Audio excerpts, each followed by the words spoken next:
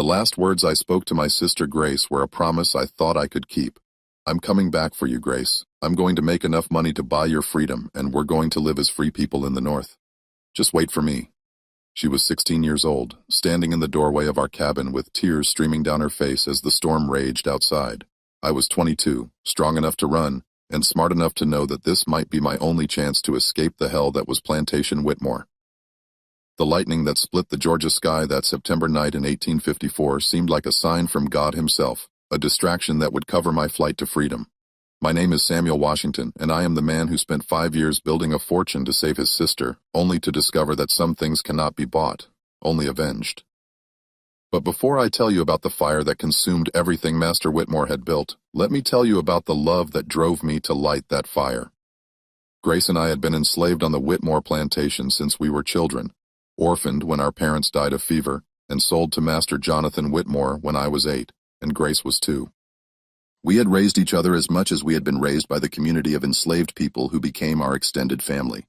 Grace was beautiful in a way that made my heart sing and my stomach clench with fear. She had our mother's high cheekbones and our father's intelligent eyes. And as she grew from a child into a young woman, I watched Master Whitmore's gaze linger on her in ways that made my skin crawl. I knew what happened to beautiful enslaved women on plantations throughout the South. I had seen it happen to other girls, watched them disappear into the big house and emerge months later, with their spirits broken and their bodies carrying children that would never know their father's names. I had sworn to myself that Grace would never suffer that fate, that I would find a way to protect her from the predatory appetites of white men who saw enslaved women as property to be used for their pleasure. The opportunity to escape came during a violent thunderstorm that knocked down trees and flooded the roads, creating chaos that would mask my disappearance until I was too far away to be caught.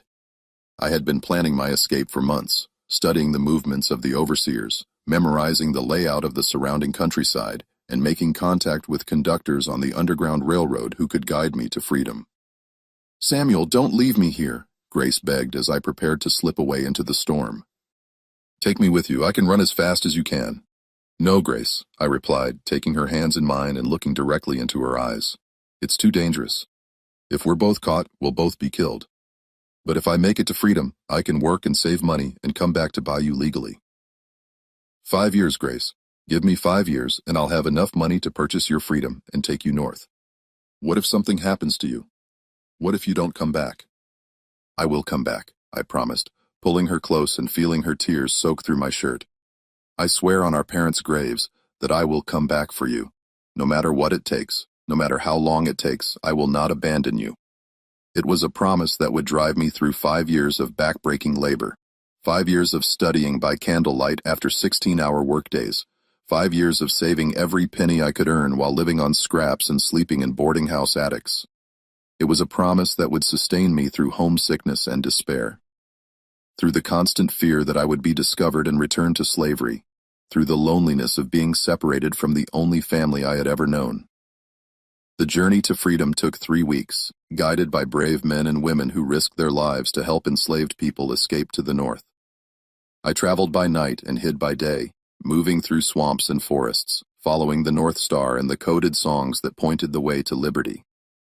When I finally reached Boston in October 1854, I was exhausted, hungry, and terrified. But I was also free. For the first time in my life, I could walk down a street without fear of being stopped and questioned, could speak to white people without lowering my eyes, could make decisions about my own life without asking permission from anyone. But freedom without Grace felt hollow and incomplete. Every day that passed was another day that she remained in bondage, another day that she was at the mercy of Master Whitmore's cruelty and lust. I threw myself into work with the desperate intensity of a man who knew that time was running out for someone he loved. I found employment at a textile mill in Boston, working 16 hours a day operating the massive looms that turned raw cotton into finished cloth. The irony was not lost on me. I was processing the same cotton that enslaved people like Grace were picking in the fields of Georgia, turning their labor into profits that would never benefit them. The work was brutal and dangerous, but it paid better than anything I could have imagined during my years in bondage. I earned $3 a week, which was more money than most enslaved people ever saw in their entire lives. But even that princely sum would not be enough to purchase Grace's freedom. So I began looking for ways to increase my earnings. I attended night school, learning to read and write with the same determination that had driven my escape from slavery. Education was the key to advancement in the North, and I knew that I needed to improve my skills if I was going to earn the kind of money that would be required to buy Grace's freedom. Within a year, I had been promoted to supervisor, overseeing a crew of 20 workers and earning $5 a week. I lived in the cheapest boarding house I could find, ate one meal a day, and wore the same clothes until they fell apart. Every penny that didn't go toward basic survival went into a metal box that I kept hidden under my mattress. By 1857, I had saved over $2,000, which was a fortune by the standards of the time. But I knew that Master Whitmore would demand a premium price for Grace, both because of her beauty and because he would want to punish me for escaping. I continued working and saving, driven by the memory of Grace's tears and the promise I had made in the storm. I also used my time in Boston to obtain legal documentation of my freedom, working with abolitionists who helped me navigate the complex legal system that governed the lives of Black people in America. I needed papers that would prove beyond doubt that I was a free man, not a runaway slave who could be captured and returned to bondage. The documents cost me nearly $100, but they were worth every penny. They established my identity as Samuel Washington, a free Black man born in Pennsylvania, and they gave me the legal standing to conduct business transactions, including the purchase of enslaved people. By September 1859, I had accumulated $5,000 in gold coins along with the legal documents that would allow me to return to Georgia and negotiate for Grace's freedom. It was more money than most white men ever saw, and it represented 5 years of sacrifice, determination, and unwavering love for my sister. I bought a fine suit of clothes, a gold pocket watch, and a leather satchel to carry my money and documents. I wanted to look like a successful businessman when I confronted Master Whitmore. Wanted him to see that the boy who had escaped in the storm had become a man of substance and means. The journey back to Georgia was both exhilarating and terrifying. I was returning to the place of my birth and bondage, but I was returning as a free man with the power to change Grace's life forever. I imagined her face when she saw me, imagined the joy and relief in her eyes when she realized that I had kept my promise. I rehearsed the conversation I would have with Master Whitmore, planning exactly what I would say and how I would say it. I would be respectful, but firm, businesslike, but determined. I would offer him a fair price for Grace's freedom, and if he refused, I would offer him more. I had enough money to buy several enslaved people, and I was prepared to spend every penny if necessary. The train that carried me south passed through the same countryside where I had fled 5 years earlier, and I watched the familiar landscape roll by with a mixture of nostalgia and revulsion. This was the land where I had been born into bondage, where I had learned to read the moods of white people and anticipate their violence, where I had promised Grace that I would return to save her. When I finally arrived at the small town nearest to Plantation Whitmore, I hired a carriage to take me the final 10 miles to the place that had been my prison for 22 years. My heart was pounding with anticipation and anxiety as we approached the familiar gates as I saw the white columns of the big house rising above the cotton fields where I had once labored under the Georgia sun. I paid the carriage driver and walked up the long driveway to the front door of the house, my leather satchel heavy with gold coins, and my heart heavy with 5 years of accumulated hope. I was dressed like a gentleman, armed with legal documents, and backed by enough money to buy Grace's freedom 10 times over. I knocked on the front door with the confidence of a free man conducting legitimate business. And when Master Whitmore answered, I looked him directly in the eye for the first time in my life. "Good afternoon, sir," I said, my voice steady despite the emotions churning inside me. "My name is Samuel Washington. I am a free man from Boston, and I have come to discuss a business proposition with you." Master Whitmore was now 60 years old, his hair white, and his face lined with the years that had passed since my escape. He looked at me with confusion and suspicion, clearly not recognizing the well-dressed man standing before him as the young slave who had fled in the storm. "What kind of business?" he asked, his voice carrying the same arrogant tone that had marked all his interactions with Black people. "I understand that you own an enslaved woman named Grace," I said, opening my satchel to reveal the gold coins inside. "I am prepared to offer you a substantial sum for her freedom." Recognition dawned in Master Whitmore's eyes, and his expression shifted from confusion to cruel amusement. "Samuel," he said, his voice dripping with mockery. "Little Samuel, who ran away in the storm. Well, this is going to be very interesting indeed. I have $5,000 in gold," I continued, maintaining my businesslike demeanor despite the hatred I felt for this man. I believe that should be more than sufficient to purchase Grace's freedom. Master Whitmore's smile grew wider and more malicious. Oh, you want to buy Grace, do you? Well, Samuel, I think you should see exactly what you're trying to purchase. Follow me. He led me away from the house, and I felt a growing sense of unease as we walked toward the back of the plantation. Something in his manner, something in the way he was savoring this moment, told me that things were not going to go as I had planned. We walked past the quarters where I had grown up, past the fields where I had worked, past the places that held 1,000 memories of my life in bondage. Finally, we arrived at a small cemetery where the enslaved people of the plantation were buried in unmarked graves. Master Whitmore stopped beside a simple wooden cross and pointed to the ground beneath it. "There's your Grace," he said, his voice filled with sadistic pleasure. "She's been waiting for you right here for the past 3 years. The words hit me like a physical blow, and I felt the world tilt around me as I stared at the crude grave marker. "Dead?" I whispered. "Grace is dead."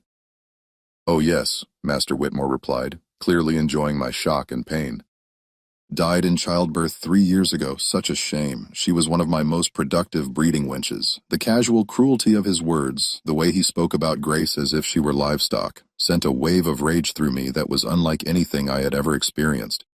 But there was something else in his tone, something that suggested there was more to this story than a simple death in childbirth. "How did she die?" I asked, my voice barely audible. "I told you childbirth, third baby, as I recall. The first 2 survived, but the third one was too much for her. She bled out on the cabin floor while I was having dinner." Third baby. The words echoed in my mind as I tried to process what he was telling me.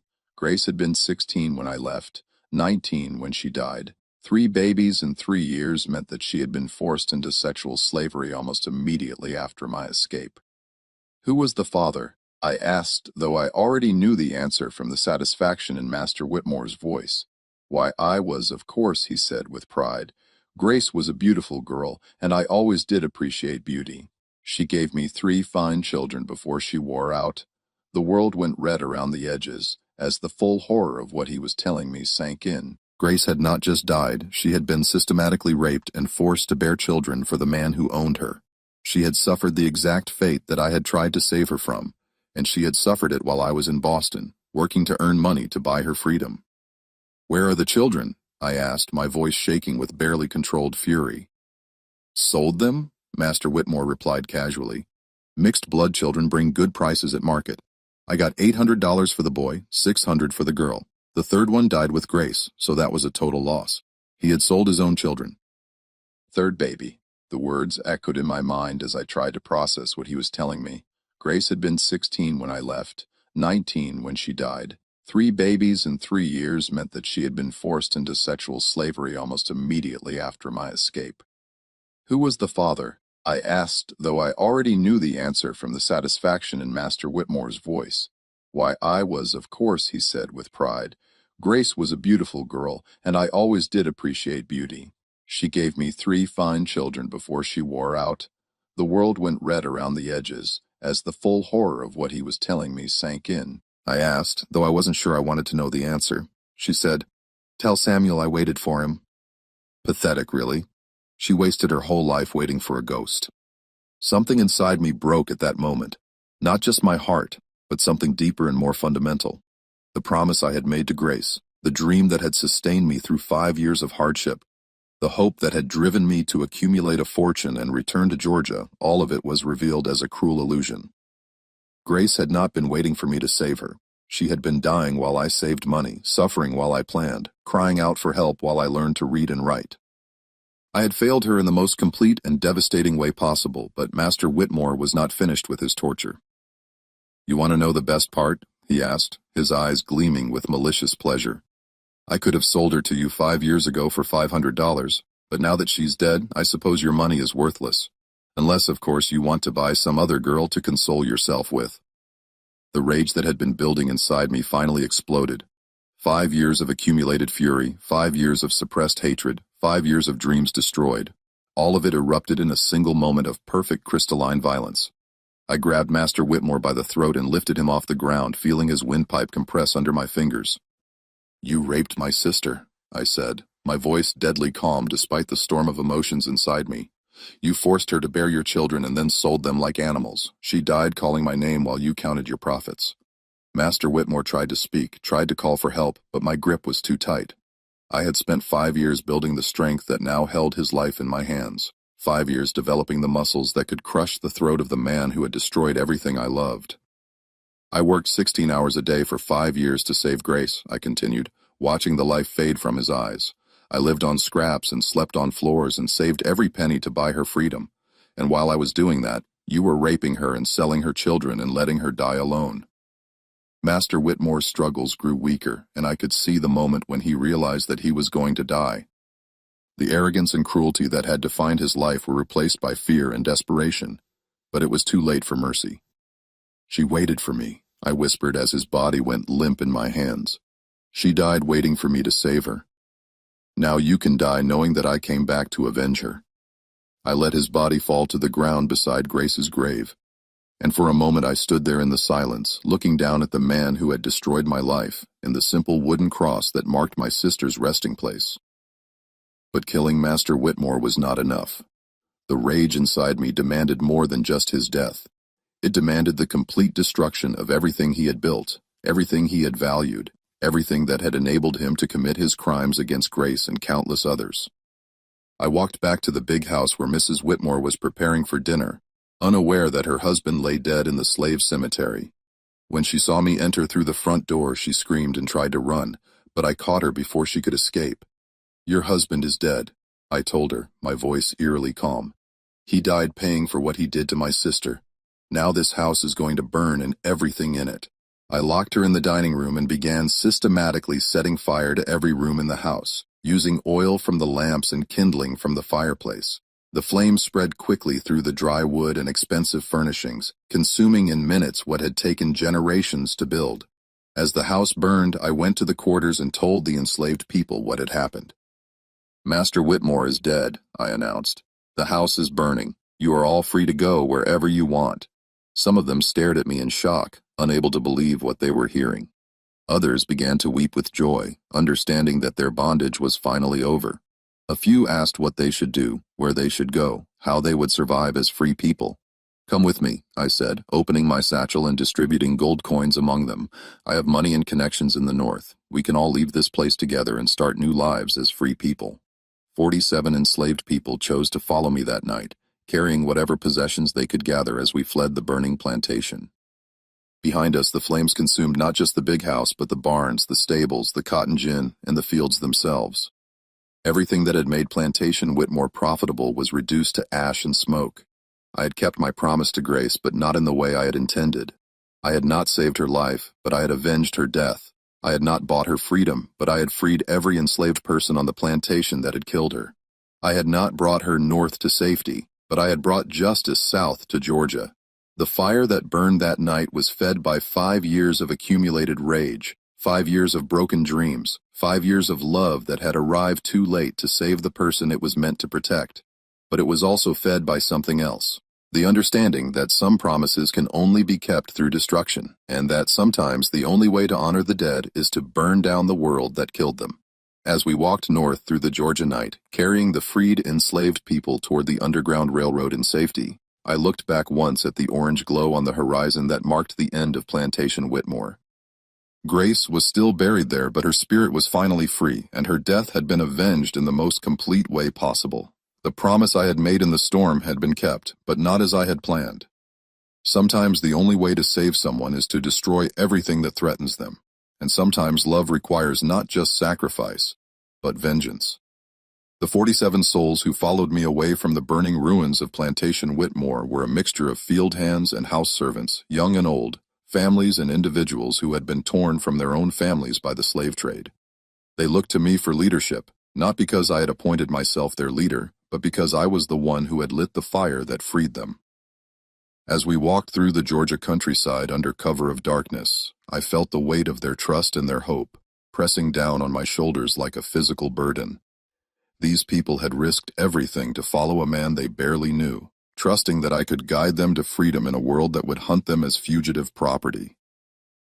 Samuel, said an old man named Moses, who had worked in the Whitmore stables for 40 years, where exactly are we going, and how do we know we won't all be caught and hanged for what happened back there?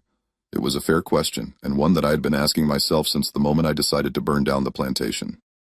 In my rage and grief over Grace's death, I had acted without fully considering the consequences for the people I was trying to help. We're heading for the Underground Railroad, I replied, trying to project more confidence than I felt. I have contacts in the north who can help us reach Canada, where we'll be truly free.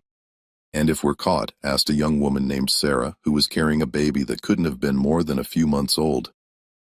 Then we fight, I said simply. We've all lost everything we ever had to the system of slavery. We have nothing left to lose except our lives, and a life in bondage is not worth living. The truth was that I was making up our escape plan as we went along, relying on half-remembered conversations with Underground Railroad conductors and my own desperate hope that we could somehow make it to safety. I had money, nearly $3,000 left after distributing gold to the freed slaves. But money alone would not be enough to move 47 people across hundreds of miles of hostile territory. Our first challenge came at dawn when we needed to find a place to hide during the daylight hours. Traveling such a large group in broad daylight would be impossible. We would be spotted immediately and reported to the authorities as runaway slaves. I found an abandoned barn about 10 miles from the plantation, and we crowded inside to wait for nightfall. The space was cramped and uncomfortable, but it was better than being caught in the open. As we settled in for the day, I began to understand the magnitude of what we were attempting. Samuel, said a middle-aged woman named Ruth, who had been Grace's friend, I need to tell you something about your sister. Something Master Whitmore didn't tell you. I felt my stomach clenched with dread. What is it? Grace tried to kill herself twice after you left, Ruth said quietly. Once when she realized she was pregnant with the first baby, and once after the second baby was born. She couldn't bear what was happening to her. But she also couldn't bear to leave this world without seeing you again. The words hit me like physical blows, adding new layers of guilt and anguish to the grief I was already carrying. Grace had suffered even more than I had imagined, and she had suffered it while clinging to the hope that I would return to save her. She never stopped believing you would come back, Ruth continued. Even when she was dying, even when the midwife said there was nothing more to be done, she kept saying your name. She died believing that you would keep your promise. I had to step outside the barn to compose myself to process the additional weight of knowledge that Ruth had given me. Grace had not just died, she had died in despair, abandoned by the brother who had promised to save her, tortured by a man who saw her as nothing more than a breeding animal. But there was no time for grief or self-remation. We had a long journey ahead of us, and every hour we delayed increased the chances that we would be caught and returned to slavery, or worse. That evening, as we prepared to resume our journey, I gathered the group together and explained the reality of what we were facing. We have at least 200 meters to travel before we reach the Underground Railroad stations that can help us, I said. We'll be traveling by night and hiding by day. We'll be hungry, cold, and exhausted. Some of us may not make it, but those who do make it will be free, added Moses, his voice carrying the authority of his years. Truly free, not just free on paper. Free to make our own choices, raise our own children, live our own lives. Are you all willing to take that risk? I asked. Because once we start this journey, there's no turning back. We'll be fugitives from the moment we leave this barn. Every person in that group, men and women, young and old, strong and weak, nodded their agreement. They had all seen what slavery could do to people, had all experienced the casual cruelty and systematic dehumanization that defined life on a plantation. They were willing to risk death for the chance at freedom. We traveled for 3 weeks, moving only at night and hiding during the day in barns, caves, abandoned buildings, and dense forests. I used my money to buy food and supplies when we could find sympathetic merchants, but mostly we lived on what we could forage or steal. The journey was harder than I had anticipated. Several of the older people struggled to keep up with the pace, and the children were constantly hungry and frightened. Sarah's baby developed a fever that nearly killed him, and we lost precious time caring for him until he recovered. But the most difficult part was the constant fear of discovery. Every sound in the night could be slave catchers. Every stranger we encountered could be someone who would turn us in for the reward money. We were 47 black people traveling together through the heart of the Confederacy, and our very existence was a crime punishable by death. On the 10th day of our journey, we had our first real encounter with danger. We were hiding in a grove of trees near a small town when a group of white men on horseback appeared, clearly searching for something or someone. "Spread out and check every hiding place," one of them called out. "Governor's offering $500 for information about the slaves who burned down the Whitmore plantation. That's more money than most of us will see in a year." I felt my blood turn to ice. They were looking specifically for us, and they were close enough to find us if they conducted a thorough search. I gathered the group together and whispered urgent instructions. "If they find us, we scatter," I said. "Don't try to fight them all at once. They have guns and horses. Run in different directions and try to meet up at the river crossing we talked about." But the slave catchers moved on without discovering our hiding place, and we were able to continue our journey north. The incident reminded us all of how precarious our situation was, how easily our quest for freedom could end in capture and death. As we traveled, I began to learn more about the people I was leading to freedom. Moses had been enslaved for his entire 60-year life, had seen his wife and children sold away from him, had endured decades of back-breaking labor without ever losing his dignity or his hope for freedom. Sarah was only 19 years old, but she had already given birth to 3 children, 2 of whom had been sold away from her. The baby she carried was the only family she had left, and she was determined to raise him as a free child. Ruth had been Grace's closest friend and confidant, and she told me stories about my sister's life that filled in the gaps in my knowledge. Grace had been strong and brave, had tried to protect the other women on the plantation, had never stopped believing that freedom was possible.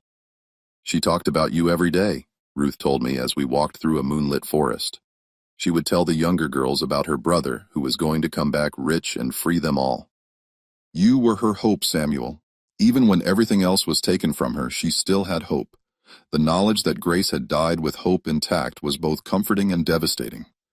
Comforting because it meant that she had not died in complete despair. Devastating because it reminded me of how completely I had failed to live up to her faith in me. But I was determined not to fail the people who were following me now. Every step we took toward freedom was a step away from the system that had killed Grace. Every mile we covered was a mile closer to the life she had dreamed of but never lived to see.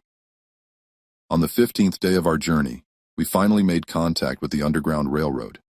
A Quaker farmer named Jeremiah Coffin found us hiding in his barn, and instead of turning us in, offered to help us reach the next station on the route to freedom. 47 people, he said, shaking his head in amazement. "I've never seen a group this large traveling together. You must have a powerful reason for taking such a risk." "We had a powerful reason to leave," I replied, not wanting to go into details about what had happened at the plantation. Coffin arranged for us to be transported in wagons to a safe house 20 miles north where other conductors would take over our care. It was the first time in weeks that we had been able to travel during daylight hours, the first time we had felt truly safe since leaving Georgia. The safe house was run by a free black family named the Washingtons, a coincidence that felt like a sign from Grace herself. They fed us our first real meal in weeks, gave us clean clothes and medical attention, and helped us plan the next stage of our journey. "You're almost there," said Mrs. Washington as she tended to the blisters on my feet. "Another week, maybe 2, and you'll be in Canada. You'll be free." But freedom, I was learning, was more complicated than simply crossing a border. Even if we made it to Canada, we would still be refugees in a foreign country. People without resources or connections, former slaves trying to build new lives from nothing. "What will you do when you get there?" asked Mr. Washington. "I have some money saved," I replied. "I was planning to use it to buy my sister's freedom, but now I think I'll use it to help these people get started in their new lives. And what about you?" "What will you do?" I thought about the question for a long time before answering. "I think I'll try to find my sister's children. Master Whitmore sold them, but maybe I can track them down and buy their freedom too. Maybe I can still save some part of Grace's family." The final week of our journey took us through Ohio and into Canada, where we were met by representatives of the Canadian government who helped us establish our legal status as free people. It was an emotional moment when we finally crossed the border, when we realized that we were no longer property but human beings with rights and dignity. I used most of my remaining money to help the 47 freed slaves establish themselves in Canada.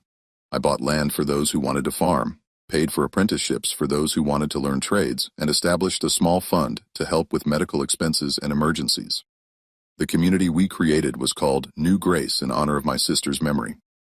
It became a thriving settlement of former slaves who had found freedom and dignity in a new country, a place where children could grow up without fear and families could stay together.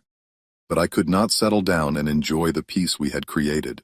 I was haunted by the knowledge that Grace's children were still enslaved somewhere in the South, still suffering under the system that had killed their mother. I had failed to save Grace, but perhaps I could still save them. I spent the next 2 years searching for Thomas and Mary, the children that Grace had been forced to bear for Master Whitmore. I hired investigators, placed advertisements in newspapers, and followed every lead that might help me locate them. Finally, in 1861, I found Thomas in Alabama, working on a cotton plantation owned by a man named Crawford. The boy was 8 years old, small for his age, but with Grace's intelligent eyes and stubborn chin. When I saw him, I felt like I was looking at a ghost of my sister as a child. Buying Thomas's freedom cost me $800, nearly all the money I had left, but it was worth every penny to see the look of wonder in his eyes when I told him that he was free, that he would never again be owned by anyone. Mary had died of fever 2 years earlier before I could find her. She was buried in an unmarked grave on a plantation in Mississippi, another victim of the system that had destroyed so many lives. I mourned her as I had mourned Grace, but I was grateful that at least one of Grace's children had survived to see freedom. Thomas came to live with me and knew Grace, and I raised him as my own son, teaching him to read and write, telling him stories about his mother and the courage she had shown in the face of unimaginable suffering. He grew up to become a teacher and a leader in our community, carrying on Grace's legacy of strength and hope. When the Civil War began in 1861, I organized a regiment of former slaves to fight for the Union cause. We called ourselves the Grace Washington Regiment, and we fought with the fury of men who had personal scores to settle with the Confederacy. 47 men who had followed me to freedom now followed me into battle, determined to help destroy the system that had enslaved them. We fought at Antietam and Gettysburg, at Vicksburg and Atlanta, always remembering that we were fighting not just for the Union, but for every Grace who had died in bondage. The war ended in 1865 with the complete abolition of slavery, and I felt a sense of satisfaction knowing that Grace's death had been avenged not just by the fire that consumed Plantation Whitmore, but by the larger fire that had consumed the entire Confederate cause. I lived to see Reconstruction bring new opportunities to former slaves, to see black men elected to Congress and state legislatures, to see the beginning of the long struggle for true equality. But I also lived to see the rise of the Ku Klux Klan and the systematic rollback of civil rights, the replacement of slavery with sharecropping and Jim Crow laws. The promise of freedom, I learned, was easier to make than to keep. But the promise I had made to Grace in the storm, the promise to never abandon her, was a promise I finally felt I had kept.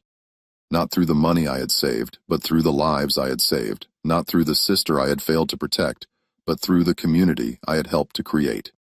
When I died in 1889 at the age of 57, I was surrounded by the children and grandchildren of the people I had led to freedom. Thomas, now a grown man with children of his own, spoke at my funeral about the uncle who had taught him that freedom was worth any price, that family was more than blood, that love could survive even death. Samuel Washington was a man who kept his promises. Thomas said to the assembled mourners, he promised his sister that he would come back for her, and even though he arrived too late to save her life, he arrived in time to avenge her death and free her people. He promised 47 slaves that he would lead them to freedom, and he kept that promise even when it seemed impossible. But most of all, he promised that Grace's death would not be meaningless, that her suffering would not be forgotten, that her children would grow up free. That is the promise he kept most faithfully, and that is the legacy he leaves behind. My gravestone bears a simple inscription, Samuel Washington, 1832-1889. He kept his promise. But the real monument to my life is not carved in stone. It's written in the lives of the people who found freedom because I could not find it for the person I loved most. The fire that burned Plantation Whitmore to the ground was fueled by grief and rage. But it was also fueled by love. Love for a sister who died waiting for rescue. Love for a community that deserved better than bondage.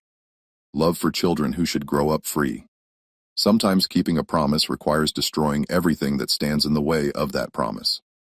Sometimes love demands not just sacrifice but vengeance, and sometimes the only way to honor the dead is to make sure that their suffering was not in vain. Grace died in bondage, but her children lived in freedom. She died alone, but her memory lived on in a community that bore her name.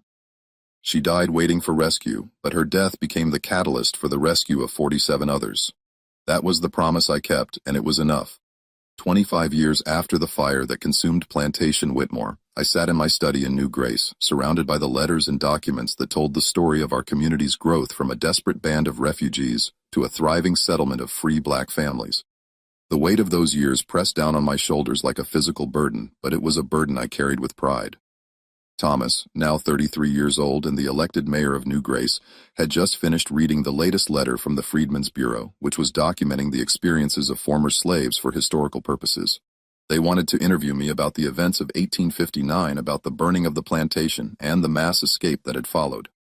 "Uncle Samuel," Thomas said, setting down the letter and looking at me with eyes that held Grace's intelligence and compassion.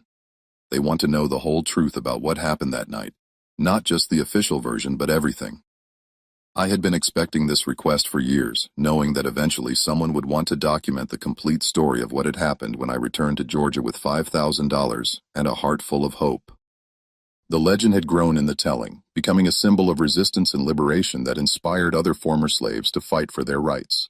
But the truth was more complicated than the legend, more painful and more personal than the stories that were told around campfires and in church meetings. The truth was about a man who had failed to save the person he loved most, who had channeled his grief and rage into an act of destruction that had freed others but could never bring back the dead. "What do you want to know?" I asked, though I suspected I already knew the answer. "Everything," Thomas replied. "I want to know about my mother, about what really happened to her, about why you burned down the plantation. I want to know the truth about my father, about the man who raped her and sold me and my sister like livestock." It was a conversation I had been dreading for decades, but also one that I knew was inevitable. Thomas had grown up knowing that his mother had died in slavery and that his father had been a white man, but he had never pressed for details about the circumstances of his birth or the reasons for my violent response to Grace's death. "Your mother was the strongest person I ever knew," I began, settling back in my chair and preparing to tell a story that I had kept locked in my heart for 25 years. "She was beautiful and intelligent and brave, and she loved you and your sister more than life itself. But she was also trapped in a system that saw her as property rather than a person, and that system destroyed her as surely as if it had put a gun to her head and pulled the trigger." I told Thomas about Grace's childhood, about how we had raised each other after our parents died, about the promise I had made to return and buy her freedom. I told him about the 5 years I had spent in Boston, working 16 hours a day and saving every penny, driven by the belief that money could solve any problem and love could overcome any obstacle. "I thought I was being smart," I said, my voice heavy with the weight of old regrets. "I thought that by working legally, by earning money and obtaining proper documents, I could negotiate for Grace's freedom like a business transaction. I thought that Master Whitmore would respect my status as a free man with money to spend." "But you didn't understand what kind of man he was," Thomas said, his voice carrying a bitterness that reminded me of my own feelings toward his father.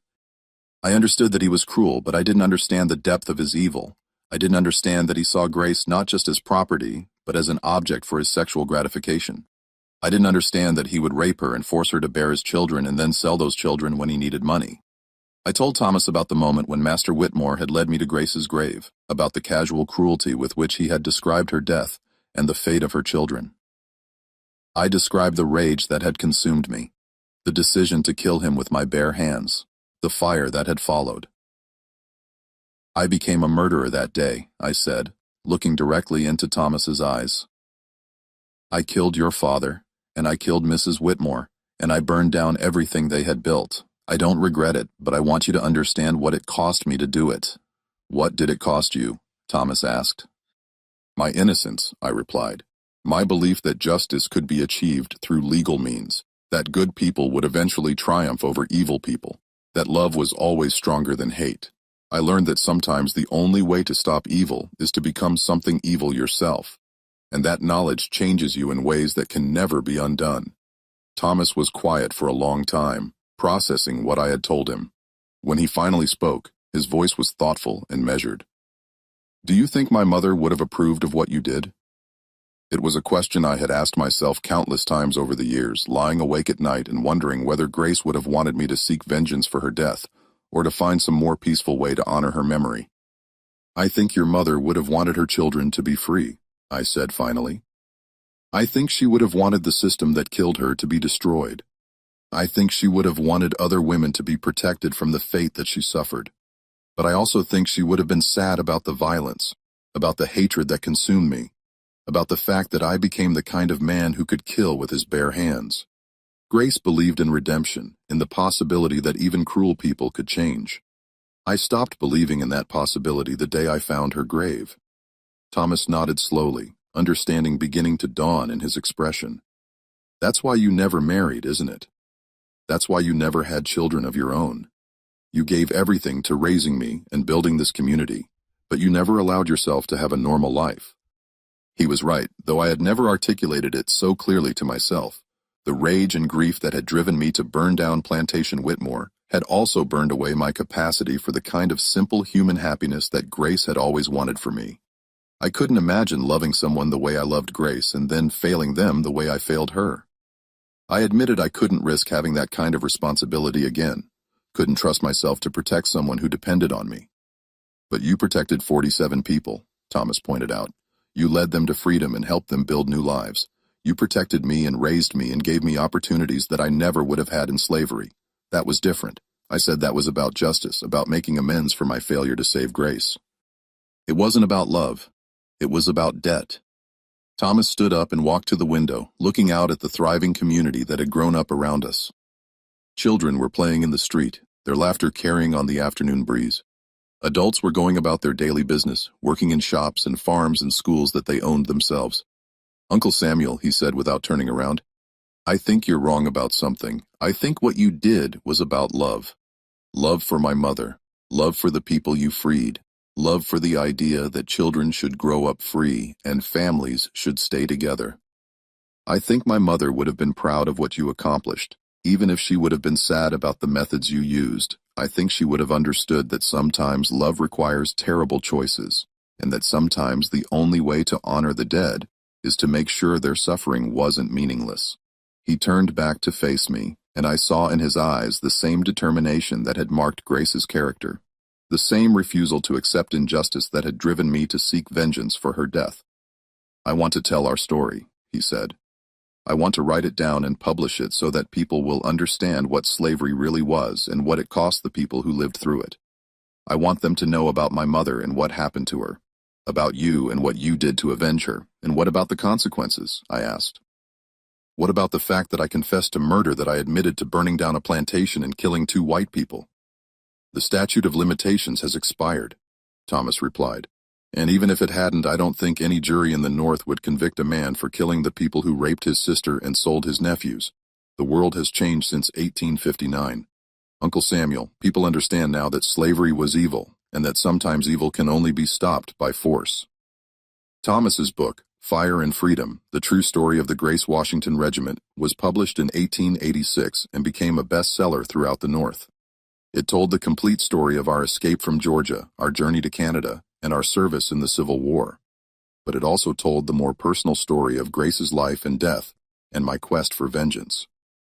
The book was controversial, praised by some as a powerful indictment of slavery, and condemned by others as an incitement to violence. But it was also influential, helping to shape the way that Americans understood the legacy of slavery and the experiences of the people who had lived through it. More importantly, the book ensured that Grace's story would not be forgotten, that her suffering would be remembered and her children's freedom would be understood as the result of her sacrifice. It made her a symbol of the countless women who had been victimized by slavery, and it made our community a symbol of the resistance and resilience that had enabled Black Americans to survive and thrive despite centuries of oppression. The success of the book brought visitors from around the world to New Grace, people who wanted to see the community that had been built by former slaves to meet the man who had burned down a plantation and led 47 people to freedom. I found their attention uncomfortable, preferring to focus on the daily work of building and maintaining our community rather than reliving the dramatic events of the past. But I understood the importance of bearing witness, of telling the truth about what had happened and why it had been necessary.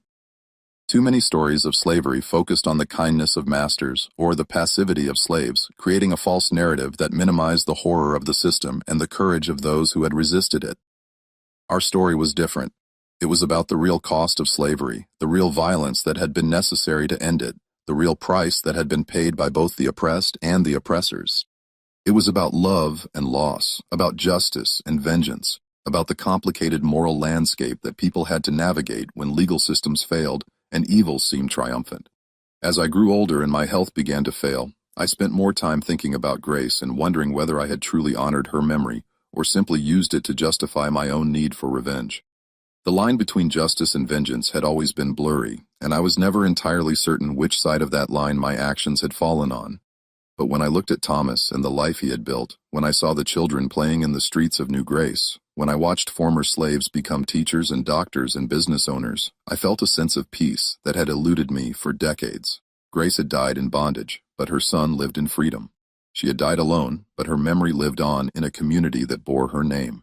She had died waiting for rescue, but her death had become the catalyst for the rescue of dozens of others. In 1889, on the 30th anniversary of the fire that had consumed Plantation Whitmore, the community of New Grace held a memorial service for Grace and all the other victims of slavery whose stories had been lost to history. Thomas spoke about his mother's courage and my love for her, about the price of freedom and the cost of justice. My mother died believing that her brother would come back to save her, he said to the assembled crowd. He did come back, but he came too late to save her life. Instead, he saved her memory, her children, and her people. He turned his grief into action, his love into liberation, his personal tragedy into collective triumph. That is the lesson of Grace Washington's life and death, that love can survive even the grave, that justice can emerge even from tragedy, that freedom can grow even from the ashes of destruction. I died peacefully in my sleep 3 months later at the age of 57, surrounded by the family and community that had grown up around Grace's memory. My funeral was attended by hundreds of people, including many who had made the journey from other parts of Canada and the United States to pay their respects. But the most meaningful tribute came from the children of New Grace, who had grown up hearing stories about Grace Washington and understanding that their freedom had been purchased with her blood. They sang the songs that she had loved, told the stories that she had told, and promised to carry her memory forward to their own children and grandchildren. My gravestone bears the inscription that Thomas chose: Samuel Washington, 1832-1889. He kept faith with the dead and hope with the living. But the real monument to my life is not carved in stone.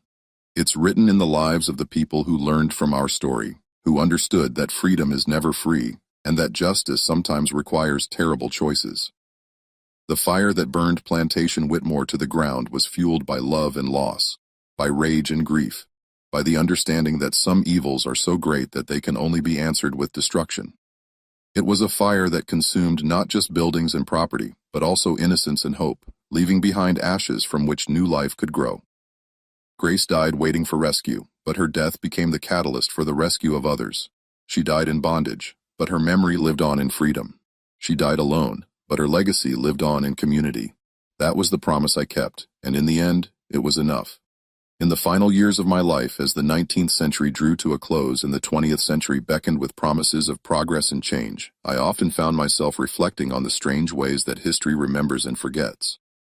How some stories become legends, while others disappear into silence. The story of the Grace Washington Regiment had become part of the official history of the Civil War, recorded in military archives and commemorated in monuments. The story of New Grace had become a symbol of what former slaves could accomplish when given the opportunity to build their own communities. But the story of what had really happened at Plantation Whitmore remained largely hidden, known only to those who had lived through it and those who had been trusted with the truth. It was Thomas who convinced me that the complete truth needed to be preserved, not just for historical accuracy, but for the lessons it could teach future generations about the real cost of slavery and the real price of freedom. Uncle Samuel, he said during one of our evening conversations in 1888, people need to understand that slavery wasn't just about economic exploitation. They need to understand that it was about sexual violence, about the systematic rape of enslaved women, about the destruction of families for profit. They need to understand that resistance wasn't always passive, that sometimes enslaved people fought back with violence, that sometimes the only way to stop evil was to meet it with force. He was right. Though I worried about the consequences of revealing the full truth about what I had done, the country was still struggling with the legacy of slavery and the challenges of Reconstruction, and I feared that stories of violent resistance might be used to justify continued oppression of Black Americans. But Thomas argued that silence was more dangerous than truth. that the sanitized versions of slavery that were becoming popular in the South were already being used to justify new forms of racial oppression. They're telling stories about happy slaves and kind masters. He said they're saying that slavery wasn't so bad, that black people were better off in bondage than in freedom. Our story proves that those narratives are lies. Our story shows what slavery really was, a system of violence and exploitation that destroyed families, traumatized children, and turned human beings into property to be bought, sold, and abused at will. In 1889, just months before my death, Thomas convinced me to sit for a series of interviews with a historian from Harvard University who was documenting the experiences of former slaves. Dr. William Henderson was a serious young man who understood the importance of preserving these stories before the generation that had lived through slavery passed away. Mr. Washington, Dr. Henderson said during our first interview, "I want you to know that anything you tell me will be preserved exactly as you tell it. I'm not interested in creating a sanitized version of history. I want the truth, no matter how difficult it might be to hear." Over the course of several weeks, I told Dr. Henderson the complete story of my life, from my childhood in slavery, through my escape to Boston, from my return to Georgia, through the burning of the plantation, from our journey to Canada, through the establishment of New Grace. I held nothing back, describing the violence and the hatred, as well as the love and the hope. Dr. Henderson listened without judgment, taking careful notes and asking thoughtful questions that helped me remember details I had tried to forget. When I finished, he sat in silence for a long moment, clearly moved by what he had heard. "Mr. Washington," he said finally, "this is one of the most important testimonies I've ever recorded. It shows the human cost of slavery in ways that statistics and legal documents never could. But I have to ask, do you have any regrets about what you did?" It was a question I had been asking myself for 30 years, and I still didn't have a simple answer. "I regret that it was necessary," I said. "I regret that we lived in a world where such violence was the only way to achieve justice. I regret that Grace died before I could save her, and I regret that her children had to grow up without their mother. But do I regret killing the man who raped my sister and sold her children?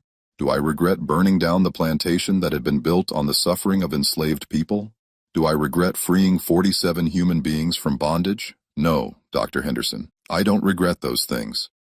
Even knowing the cost to yourself, even knowing that it changed you in ways that could never be undone, even knowing that, I confirmed, some things are more important than personal peace. Some injustices are so great that they demand a response regardless of the cost to the person who responds." Dr. Henderson's interviews were eventually published as part of a larger collection of slave narratives, and they helped to preserve not just my story, but the stories of dozens of other former slaves who had experienced the full horror of the system. The collection became an important historical document used by scholars and students to understand the reality of slavery beyond the myths and legends that had grown up around it. But perhaps more importantly, the interviews helped me to finally make peace with the choices I had made and the life I had lived. For 30 years, I had carried the weight of Grace's death and the burden of my violent response to it. Telling the complete truth to someone who understood its historical importance helped me to see my actions not just as personal revenge, but as part of the larger struggle for justice and freedom. Thomas used the interviews as the basis for a second book, The Price of Freedom, a personal account of slavery resistance and liberation, which was published in 1892, 3 years after my death. This book was even more explicit about the violence and sexual abuse that had characterized slavery, and it sparked renewed debates about the legacy of the institution and the ongoing struggle for racial equality. The book was particularly controversial in the South, where it was banned in several states and burned by mobs who objected to its unflinching portrayal of slavery's horrors. But it was also influential in the North, where it helped to counter the romanticized narratives of the antebellum period that were becoming popular in literature and popular culture. More importantly, the book ensured that Grace's story would be preserved for future generations, that her suffering would not be forgotten, and that her children's freedom would be understood as the result of her sacrifice and my determination to honor her memory. The community of New Grace continued to thrive long after my death, becoming a model for other settlements of former slaves and their descendants. The school that we had established became a college. The farms became prosperous businesses, and the children who had grown up in freedom became leaders in their own right. Thomas served as mayor of New Grace for 20 years before being elected to the Canadian Parliament, where he became a powerful advocate for civil rights and racial equality. He never forgot the lessons he had learned from his mother's story and my response to it, and he used those lessons to fight for justice through legal and political means rather than violence. The plantation, where Grace had lived and died, was never rebuilt. The land was eventually sold to a black farmer who had been born in slavery but had prospered in freedom, and he turned it into a productive farm that employed dozens of former slaves and their children. The cemetery where Grace was buried became a memorial to all the enslaved people who had died on the plantation, and visitors from around the world came to pay their respects. In 1909, 50 years after the fire that had consumed Plantation Whitmore, the state of Georgia erected a historical marker on the site acknowledging the events that had taken place there and their significance in the broader history of slavery and resistance. The marker was controversial, with some people arguing that it glorified violence and others arguing that it told an important truth about the reality of slavery.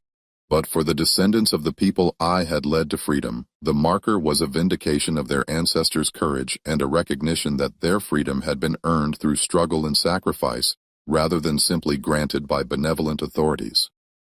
The story of Grace Washington and the fire that avenged her death became part of the folklore of the Underground Railroad, told and retold in churches and community centers throughout the Black diaspora. It became a symbol of resistance and resilience, a reminder that enslaved people had not been passive victims, but active agents in their own liberation. But the story also served as a warning about the cost of injustice and the price of freedom. It showed that slavery had not been a benign institution, but a system of violence and exploitation that had destroyed families and traumatized entire communities.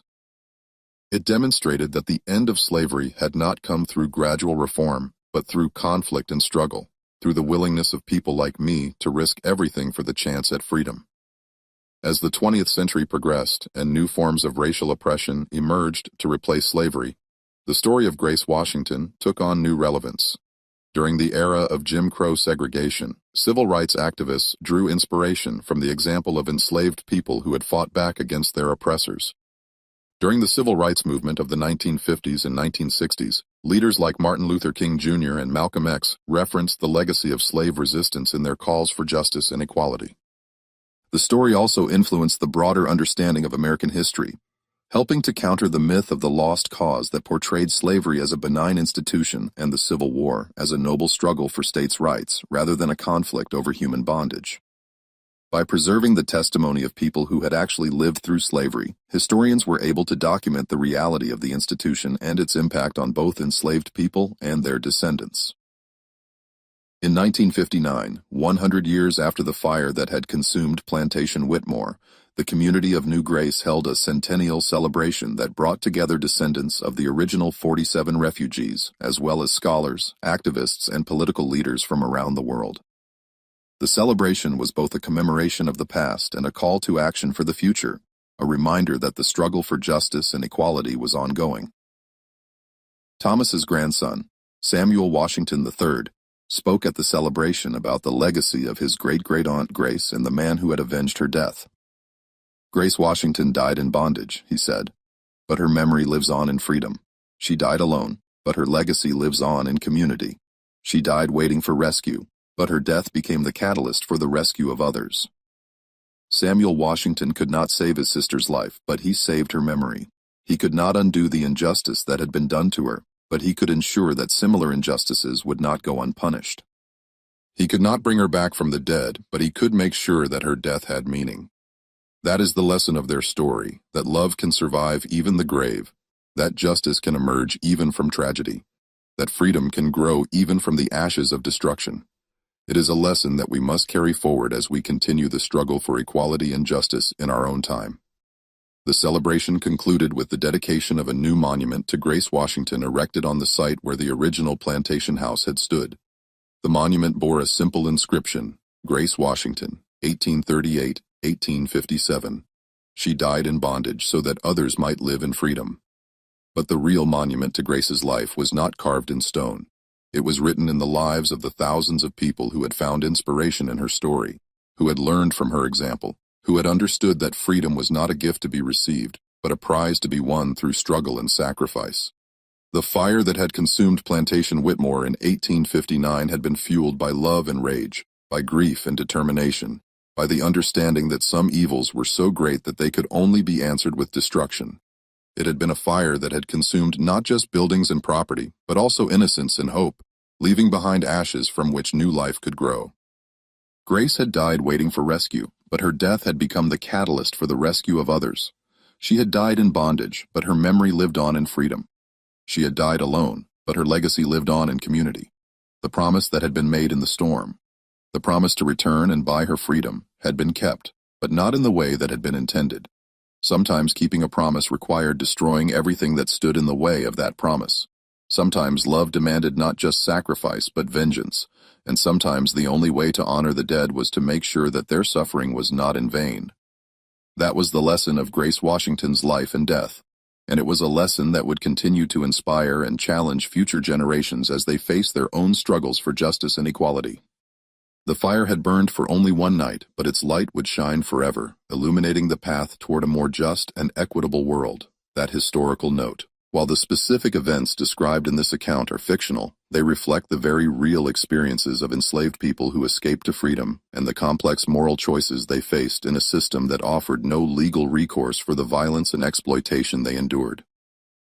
The sexual abuse of enslaved women was a widespread and systematic aspect of slavery that has often been minimized in historical accounts. And the separation of families through sale was one of the institution's most traumatic features. The Underground Railroad did help thousands of enslaved people escape to freedom, and many of these refugees did establish thriving communities in Canada and the northern United States. The military service of formerly enslaved people during the Civil War was crucial to the Union victory, and their courage and sacrifice helped to ensure that slavery would be permanently abolished. The story also reflects the ongoing struggle to preserve accurate historical memory in the face of efforts to romanticize or minimize the horrors of slavery. The testimonies of formerly enslaved people, collected by historians and preserved in archives, remain some of our most important sources for understanding the reality of the institution and its impact on American society. Samuel's story reminds us that justice is often incomplete and always costly, but that the pursuit of freedom and dignity is worth any sacrifice. His transformation from a hopeful young man seeking to purchase his sister's freedom into a vengeful liberator who burned down the system that had destroyed her illustrates the moral complexity of resistance to oppression and the price that individuals pay when institutions fail to protect the innocent. If these stories of love, loss, and liberation inspire you, consider supporting organizations that work to preserve the history of slavery and resistance, ensuring that the voices of those who fought for freedom are heard and remembered by future generations.